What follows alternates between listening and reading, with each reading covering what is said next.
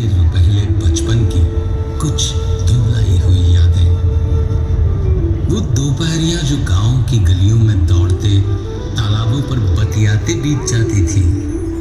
वो गांव की चौपालें जहां घंटों बोलते गपियाते बीत जाते थे, जहां खेतों में लहलहाती फसलें पनघट तक दौड़ती इतराती पगडंडियां कानों में रस घोलकर आज भी गुनगुनाती हैं।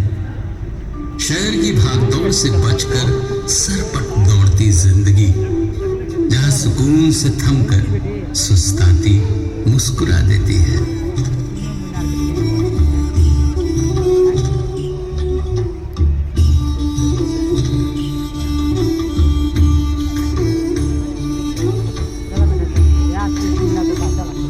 ये देश है जो सूर्य की पहली किरण के साथ जागता है। कैसी होगी भारत की वो धरती जिस पर भोर का सूरज सबसे पहले अपनी किरणें बिखेरता है।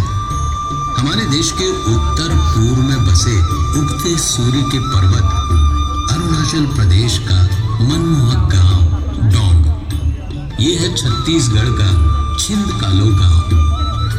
यहाँ पाए जाने वाले ठिनठिनी पत्थर पर आघात करने से घंटियों सा मधुर संगीत सुनाई देता है।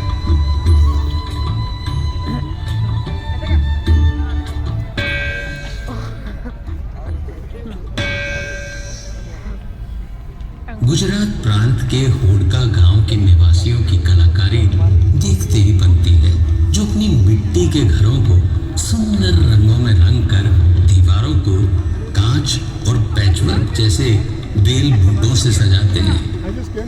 पर्यावरण संतुलन की जिस चुनौती से आज सारा विश्व गुजर रहा है, भारत के गांव ने उसका सार्थक समाधान निकाल लिया है।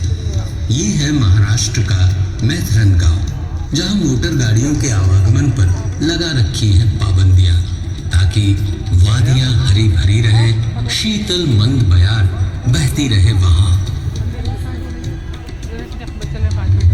आधुनिक युग से कदम मिलाने में सबसे आगे ये है भारत के सबसे विकासशील गांवों में से एक ओदनथुरई स्मार्ट विलेज। यहाँ के निवासी विंड एनर्जी से 350 किलोवाट तक बिजली का उत्पादन करते हैं।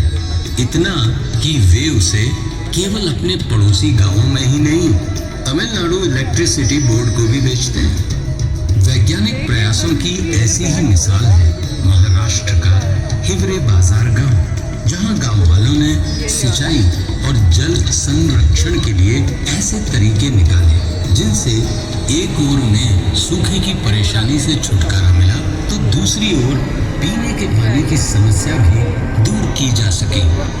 राजस्थान के पिपलांत्री खुर्द गांव ने बेटी बचाओ बेटी पढ़ाओ का विशेष संकल्प उठाया है। यहाँ बेटियों के जन्मोत्सव में पर्यावरण संरक्षण को भी शामिल किया गया है।